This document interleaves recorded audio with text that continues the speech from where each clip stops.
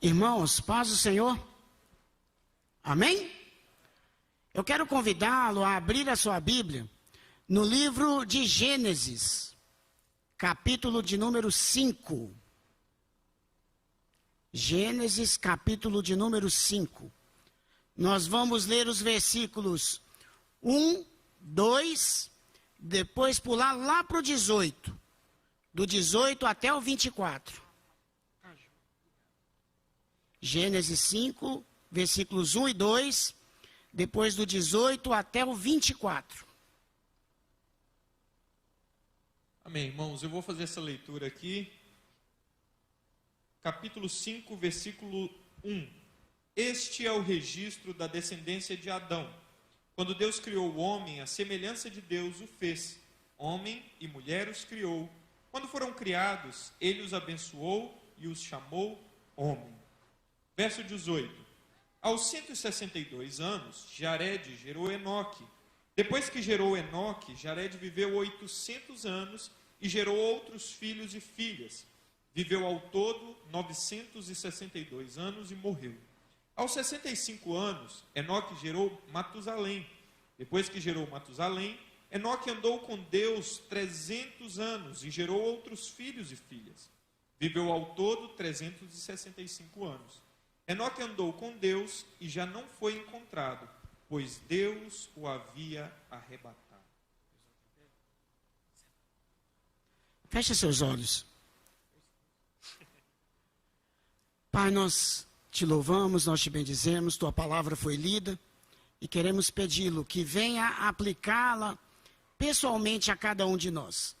Seja a tua palavra luz para os nossos caminhos e que nós possamos caminhar conforme a tua vontade. Abençoe-nos nesta noite. Esta é a nossa oração, em nome de Jesus. Amém. É um texto meio...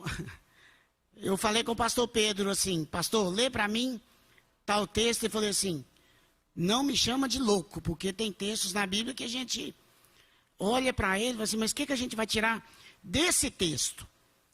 E esse é um texto que tem palavras que são muito importantes para a vida do crente.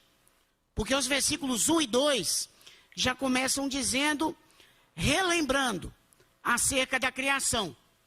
Porque diz que Deus criou o homem, homem e mulher, e os fez à sua imagem. Aí ele relembra Gênesis capítulo 1, versículos 26 e 27, onde Deus diz, façamos o homem à nossa imagem. Qual a imagem de Deus? Uma imagem santa, pura, sem mácula, sem pecado. Um Deus separado do pecado, que não pode, de forma alguma, pecar. E Deus nos criou assim. Aí vem para o capítulo 2. Antes de Deus criar a mulher, versículos 2, do 15 até os 17, Deus criou o homem e o colocou no jardim e o disse. Mantenha, por favor, sua Bíblia aberta, tá? E disse ao homem, de todas as árvores do jardim, de todos os frutos, vós podeis comer. Você pode comer, Adão, livremente. Mas da árvore que está no centro do jardim, desta jamais comeis. A ordem foi dada ao homem, antes que a mulher fosse criada. No 18 para frente, Deus viu que não era legal que o homem estivesse só e criou a mulher para ele. Mas a ordem havia sido dada para o homem não comer do fruto. A ordem foi individual. Vem o capítulo 3. A serpente engana Eva. Engana Eva. É verdade que Deus te disse que de nenhuma árvore podeis comer? Aí Eva já começa a embolar o meio de campo. Aí ela vira e fala assim, não, Deus disse que da árvore que está no centro do jardim, dela não comereis e nem mesmo tocareis. Só que Deus disse para não comer do fruto. A serpente enganou Eva. A Eva pega e Adão do seu lado, próximo a ela. Muitas vezes nós temos a ideia de que Adão está distante dela. E ele, quando chega, ela já comeu.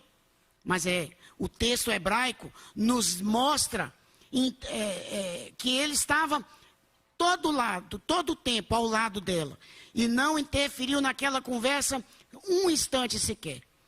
E lá no versículo 6, Gênesis 3:6, quando Eva come, ele vê que ela não morreu, ele conscientemente também come do fruto.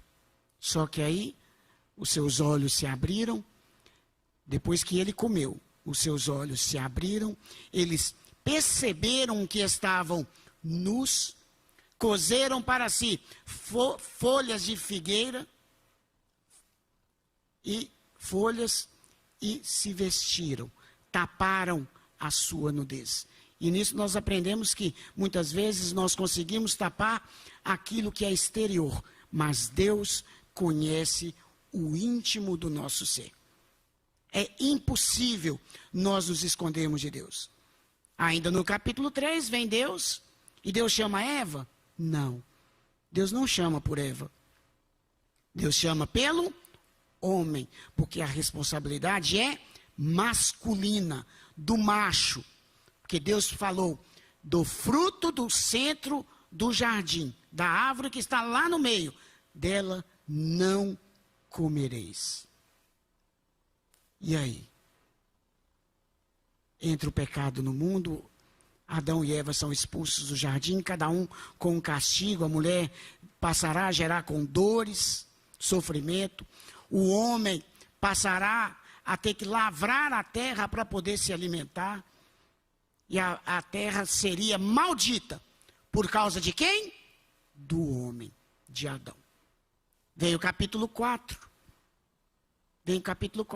já começa uma frutificação de Adão e Eva. Vem Caim e Abel. Deus rejeita, Gênesis 4 e 5. Deus rejeita a oferta e Caim. Ele rejeitou os dois. Não foi simplesmente só a oferta. Ele rejeitou também Caim. Mas aceitou tanto Abel quanto a sua oferta. Caim, irado, mata seu irmão. Mais tarde, Lameque, também descendente de Caim, vendo era casado com 2 mulheres, conhecendo um jovem que zombou, caçoou dele, também o matou. E aí começa. A partir do pecado de Adão, o mal invadiu o mundo. Aí chegamos em Gênesis 5.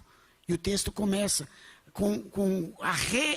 relembrando de onde fomos originados. Que Deus criou Adão e Eva, fez homem e mulher. Mas por que o relato anterior é tão importante?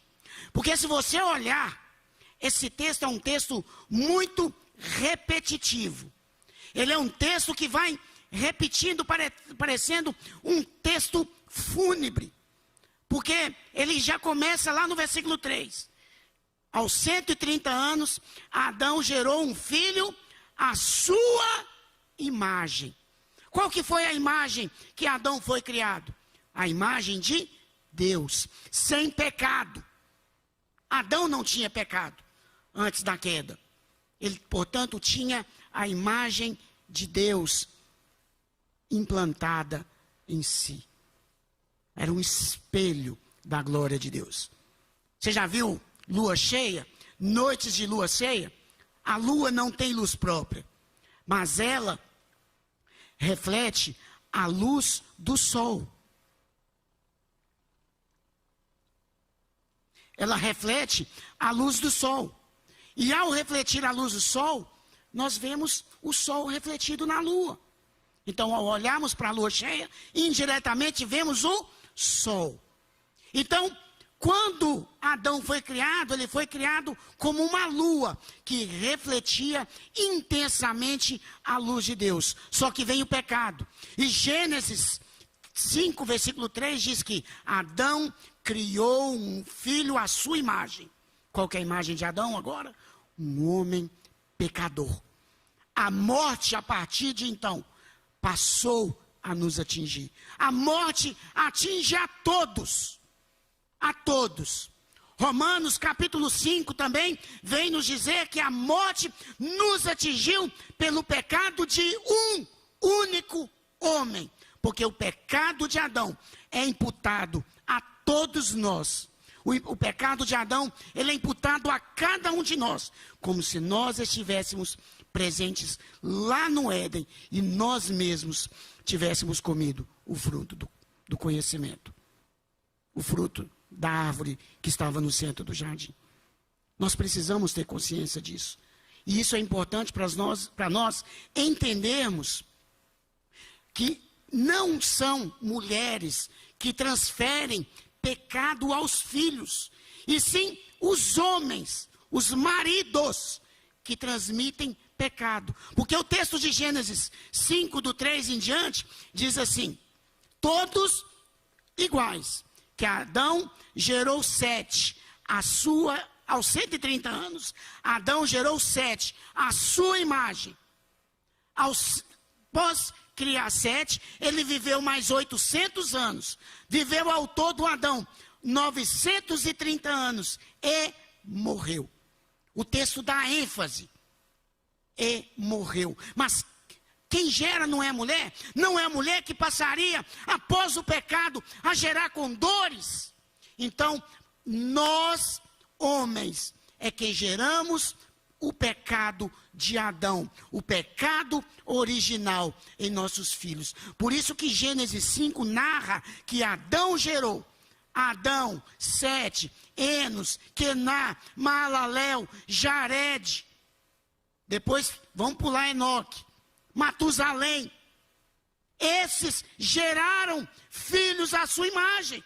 Enoque também gerou, mas Enoque não morreu. Mas esses todos, depois de tal data, criaram um filho, geraram um filho, pecador como eles, pecador como Adão, pecado imputado, dignos então de morte. Em Adão, todos nós nascemos pecadores, todos nós nascemos mortos em nossos delitos e pecados. É isso que nos diz Efésios 2, de 1 a 3, que nós nascemos mortos nos nossos delitos e pecados.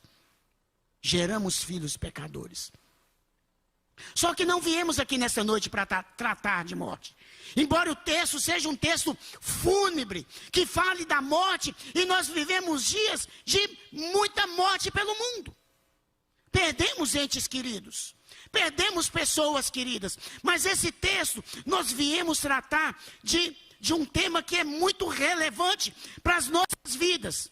São 2 pontos básicos sobre resultados de uma vida significativa. Resultados de uma vida significativa. E em primeiro lugar, é deixar de andar numa vida de caminhos viciados. Caminhos de uma vida viciosa. Então nós precisamos deixar de andar numa vida viciada. Mas por que você diz isso, pastor? Se você ler o texto de Gênesis 5, do versículo 3 até o versículo 21, você vai ver falar sempre a mesma coisa. Como eu já disse, gerou, após tal idade, a sua imagem, viveu mais tantos anos, depois de tantos anos, viveu ao todo tantos anos e morreu. Todos a mesma descrição.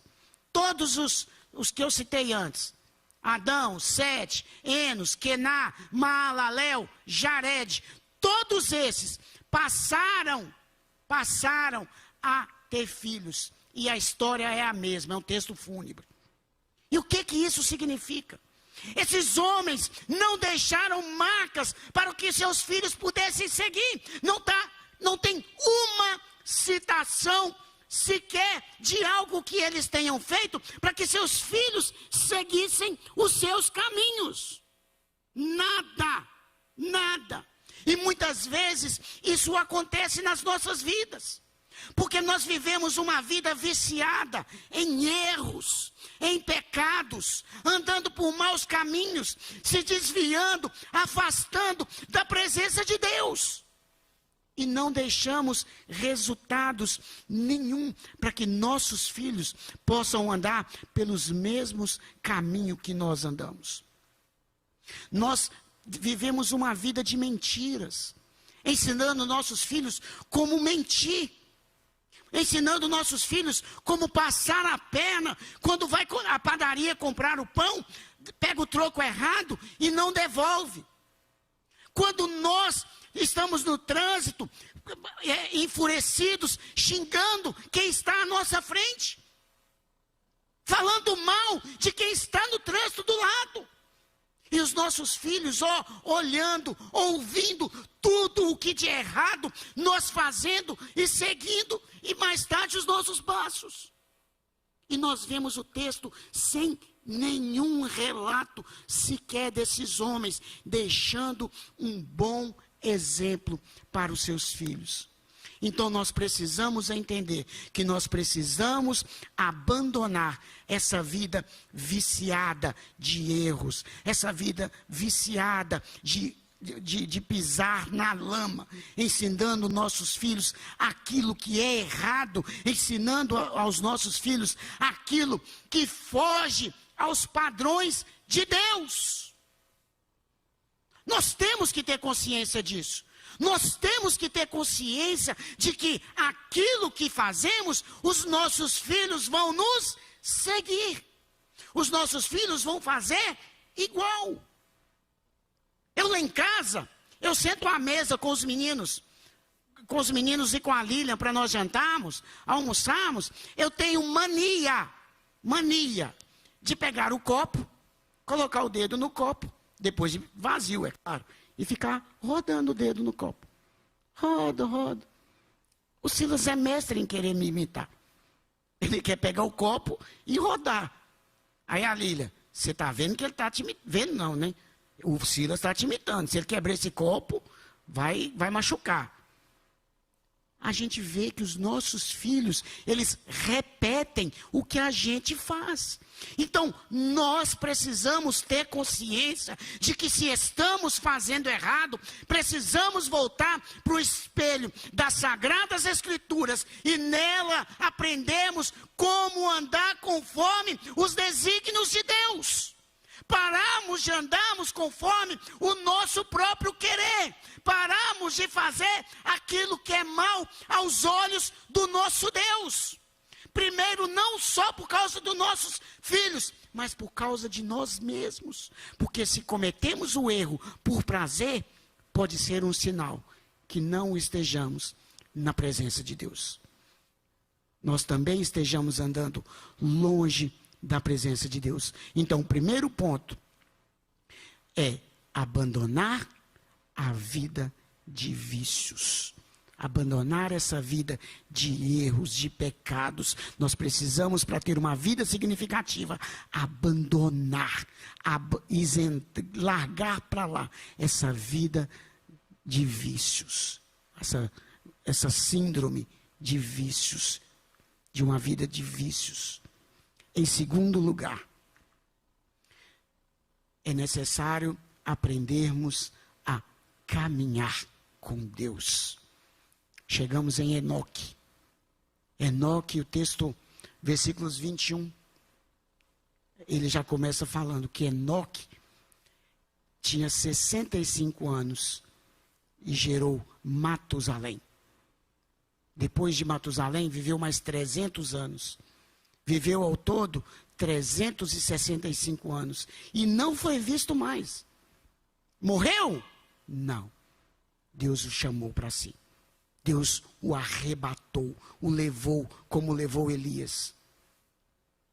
Às vezes nós tentamos entender, muitas vezes as pessoas tentam entender o que é esse andar com Deus. No hebraico, literalmente é para lá e para cá. Para lá para cá. O que isso significa? Onde eu vou, Deus está comigo. Onde eu caminhar, Deus está ao meu lado. Sabe o que significava na vida de Enoque? Enoque não tinha prazer no pecado. Enoque não tinha prazer em errar. Enoque sabia, na hora da prova, na escola, no concurso, onde quer que seja, ele já tinha na sua mente a ideia da onipresença de Deus. Deus estava ao seu lado o tempo todo.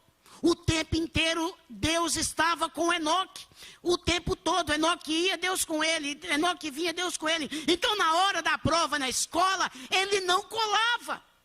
Na hora de que ele, por exemplo, batia o carro lá no estacionamento da igreja, ele olhava para um lado, olhava para o outro.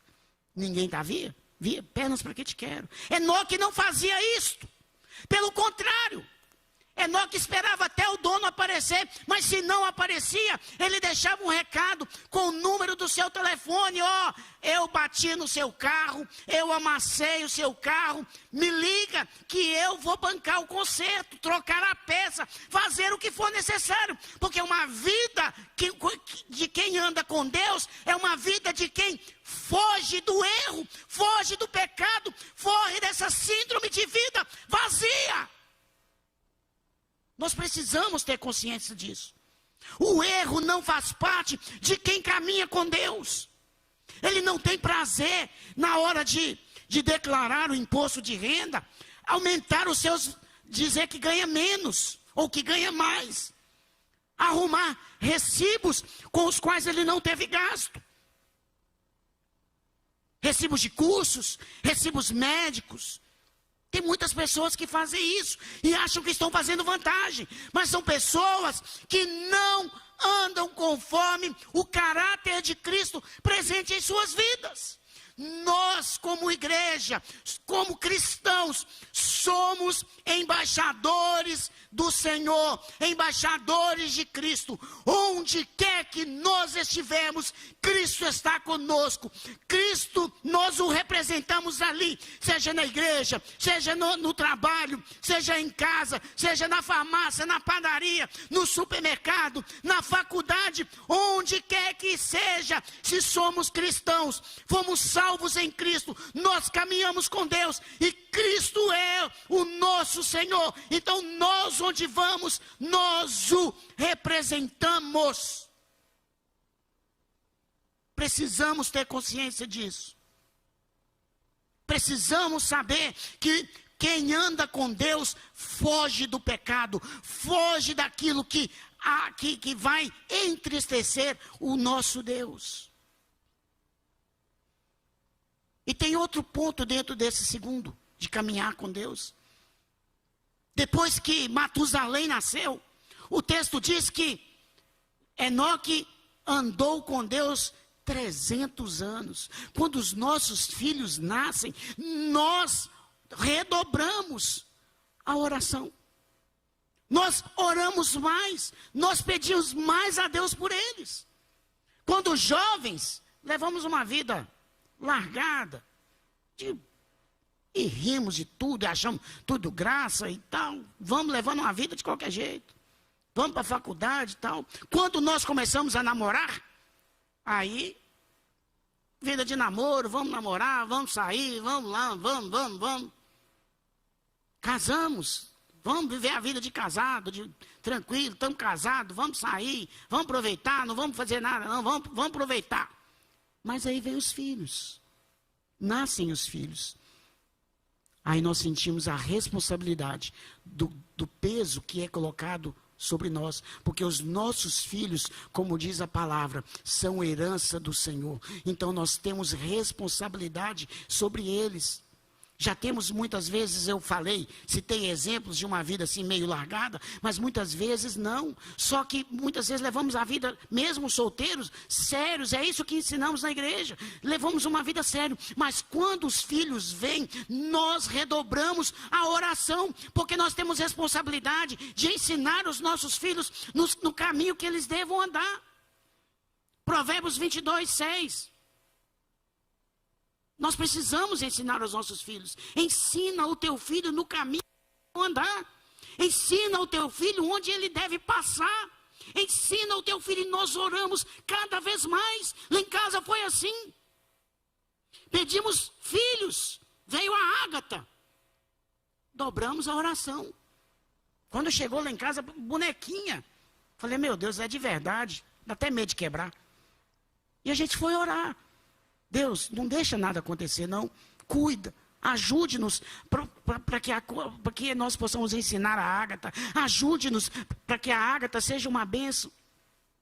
Diante da presença do Senhor, nasceu Silas da mesma forma. Oração dobrada, o tempo inteiro orando, clamando, Deus, vai, abençoa, ajuda. E nós vamos vendo resultados dessa vida. Nós vamos ver resultado de caminhar com Deus. Porque Deus nos abençoa, Deus nos conduz. E Enoque viveu uma vida assim. Nós podemos muitas vezes pensar que é uma vida natural, normal, mas não é. Hebreus 11:5 diz que Enoque viveu uma vida de fé. E quando vivemos de fé, vivemos na dependência de Deus. Dependemos de Deus para nos alimentar, para caminhar, para ir, para voltar. Porque sem Deus nós não somos nada.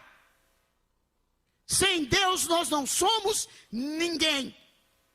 E já era tempos difíceis. Tiago nos diz nos versículos 14 e 15, Tiago dá um relato sobre Enoque, que o juízo veio sobre a terra, e ele viveu em tempos difíceis, e nós mesmos nos tempos difíceis de hoje, nós conseguimos, nós andamos na presença de Deus, é porque Deus nos conduz, e se firmamos os nossos passos na rocha que é Jesus, nós vamos ter Deus caminhando conosco todo dia, o tempo todo, e nos livrando do mal, nos livrando do laço do passarinheiro, da peste perniciosa. Nós vamos ter Deus nos tirando do charco de lodo, do tremendal de lama, como o pastor Edis disse no início, colocando um novo cântico nos nossos lábios. Nós vamos ter Deus nos abençoando, seja qual tempo que for. Então não é pandemia, não é problema, não é dificuldade, não é nada que irá nos afastar do amor de Deus. E Deus vai sempre caminhar conosco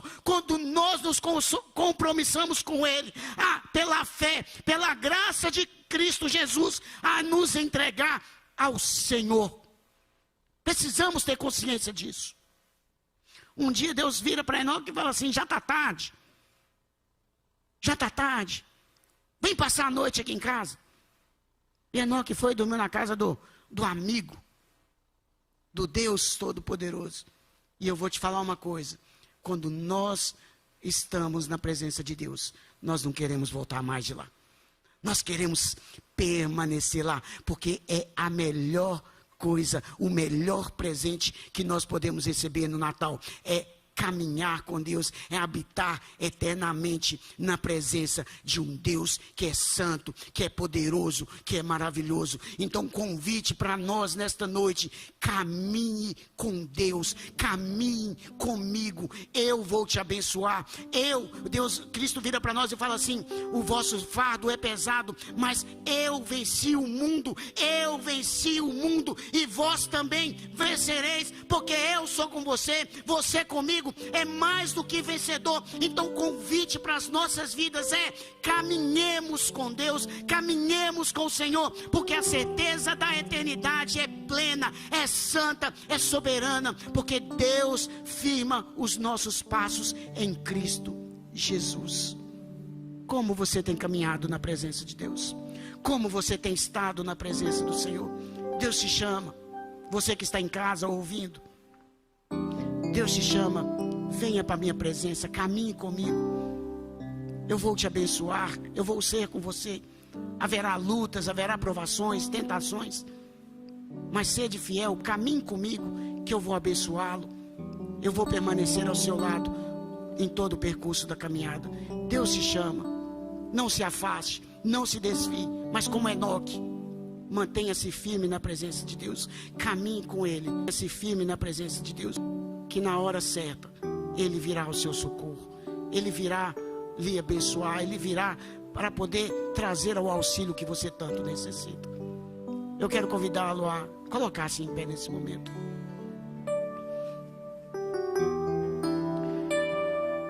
Pai, a palavra do Senhor nesta noite foi uma palavra de convite a cada um de nós, ó Deus. Andar na presença do Senhor é o melhor, ó Deus, presente que nós recebemos. E viver debaixo da autoridade do Senhor, ó Pai, não é o jugo, mas é algo tranquilo, leve, suave para a vida da tua igreja.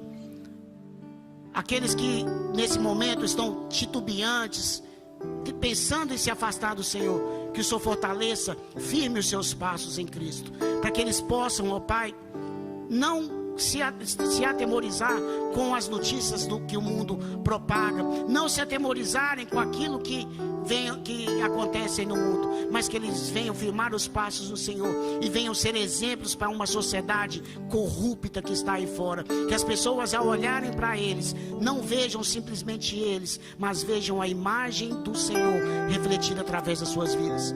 Tome-os nas suas mãos, abençoe-os. É a nossa oração nesta noite, em nome de Jesus.